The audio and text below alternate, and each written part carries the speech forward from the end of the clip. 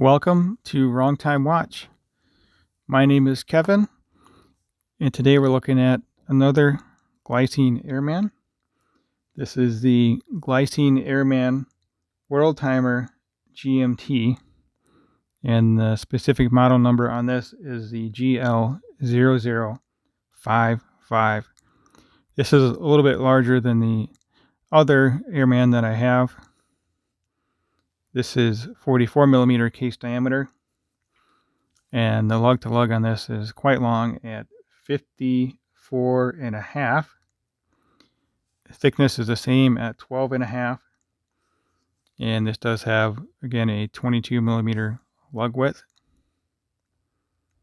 And the crown on this thing is just gigantic. It is huge. I think this is the largest crown I have seen on a watch. This is 8.5 millimeter. I have no idea why it's that large, but it is. And then you have the other crown here, which locks the bezel down. This is actually the previous Glycine logo, so that is engraved, and then this has the cross hatches here.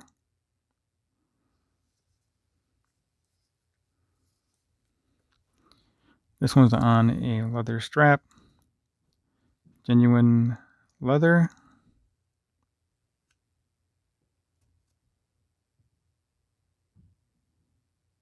I'm not sure what that means there, but I'm assuming maybe that means genuine leather. Glycine there. It's a stainless steel on the buckle, and this buckle is engraved. A nice milled buckle, stamped tang. This one here has drilled holes for the spring bar. Very nice and polished looking watch. I do like that there is some curvature to the case here. I prefer a case with some curves rather than just a straight slab side. So the original Glycine Airman came out in 1953, and some airmen have seen the Airman watch, has seen its time in space, in military use. Pilots all over the world have used them. This watch actually came, not this watch, but the Airman came out a year before the Pepsi GMT. I'm sorry, the Rolex GMT. So the way this watch works is that you have the GMT hand, and then you have the GMT bezel. So you unscrew this crown here, and this little metal piece comes out, and then it allows you to freely rotate the bezel. And there's nothing retaining this in here. It just spins around freely. So let's see if I can put this back in the same spot. This has what I would call a off-white dial. It's a very large watch, especially for my wrist, which we'll see on my wrist in a moment here.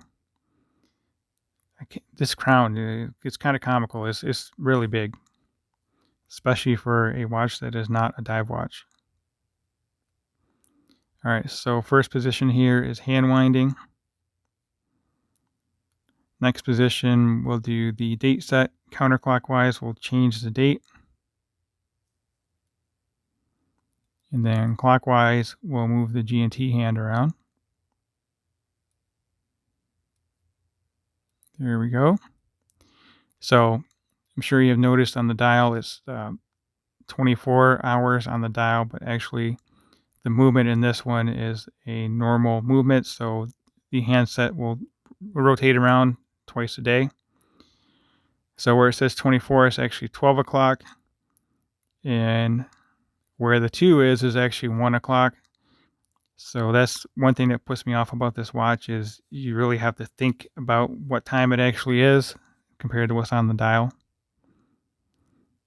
And then the last position is hacking, and that sets the time. So I've actually not seen the Lume on this, but we'll see that in a moment. It has Super Luminova. The watch is rated to 100 meter water resistance. It has the GL293 Swiss automatic movement. It has a sapphire, a domed sapphire crystal with AR coating underneath.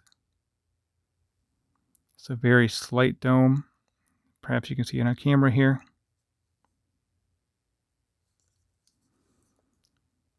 So this one is actually one of the more conservative looking Airmen, other than being really large. They have some other ones with some really crazy colors now.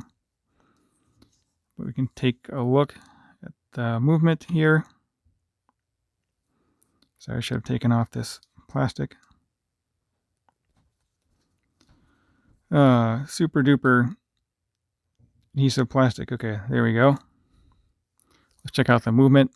I really like looking at automatic movements and actually hand-wind movements even more so, but I really appreciate the mechanical movements.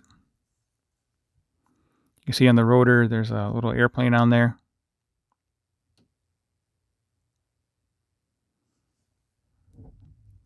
Let's see what the case spec says. Glycine GL0055, all stainless steel, automatic, sapphire crystal, and 10 ATM. So let's get this beast on wrist.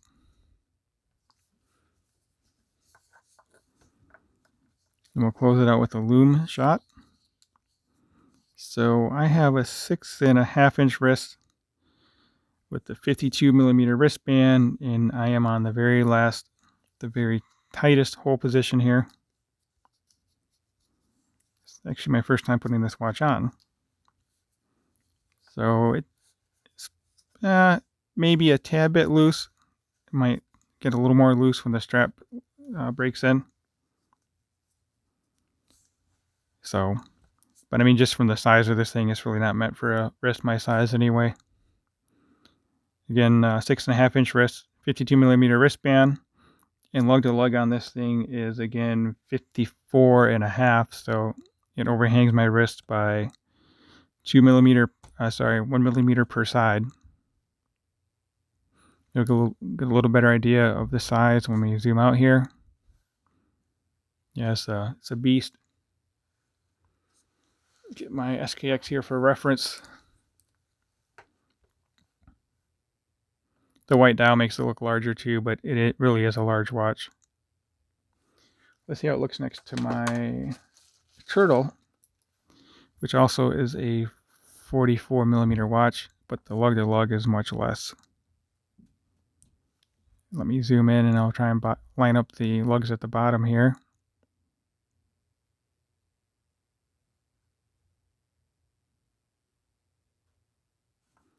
So let's do a little close up on the dial and then we'll get into the Lume.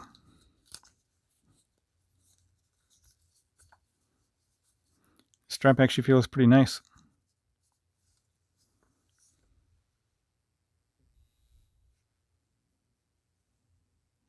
I've not really studied this watch. Actually, one thing I don't like is where it says Swiss made here. It actually takes out a few of the minute indices. So I think, yeah, there should be 2 more in here, or maybe 3 more. 2 more, I guess. So you don't know exactly what time you're at, but I guess close enough. Just a little nitpick there. The date wheel is not quite exactly the same color as the dial, but it's pretty close. And the date wheel kind of matches what the Lume color is anyway.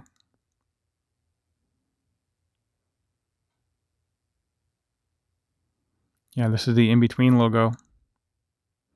I bought this, I think it was a year ago, so it must be new, old stock. I don't really see any issues with this watch. They must have just had it in a storeroom somewhere. So it's a mix of polished and brushed surfaces. Brushed on top of the lugs here. The bezel is, of course, brushed. Must be a stainless steel bezel. So, okay, let's pause the video and we'll check out the Lume. All right, so on the left we have the Glycine Airman, of course, the GL0055. And on the right we have my Seiko Save the Ocean Turtle. The Seiko has better lume. The indices are a little larger, and the handset probably a little smaller, but the lume is better on the Seiko. Actually, I'm going to hit this again with the UV light on camera. The lume on the Airman looked like it was blue when I was hitting it with the UV light, but by eye it's more green. So I'm not sure what that's about. Yeah, let's hit it with the UV light, and then I'll let it run for about 30 seconds after that.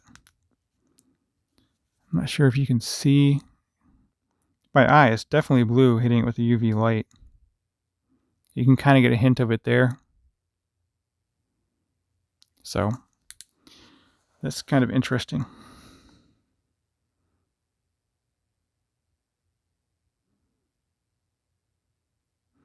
If you have not already subscribed, please go ahead and do so. I would really appreciate it. It helps out a lot.